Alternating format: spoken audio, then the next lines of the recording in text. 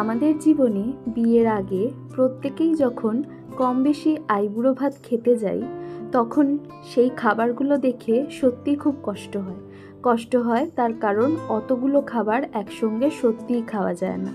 তবে একটা জিনিস দেখে খুব ভালোও লাগে যে এতগুলো রান্না কোনো মানুষ আমাকে ভালোবেসে যত্ন করে রান্না করেছে। কালকের দিনটাও ঠিক সেই রকমই ছিল। এতগুলো খাবার খুব যত্ন করে ভালোবেসে রান্না করেছিলাম আইবুড়ো ভাত খাওয়াবো তাই। তার মধ্যে ছিল 5 রকমের ভাজা, সাদা ভাত, গন্ধরাজ ডাল, তেল পাবদা, চিংড়ির পাতুরি, পাতলা করে মাটনের ঝোল, আমের চাটনি, নিজের হাতে বানানো রসমালাই আর রসগোল্লাটাই শুধু দোকান থেকে কেনা ছিল। আর বাদবাকি সবটাই নিজের হাতে করে রান্না করেছিলাম। কার জন্য?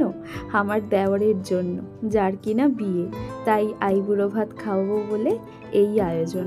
কেমন হয়েছে সবাই জানিও তো দেখি।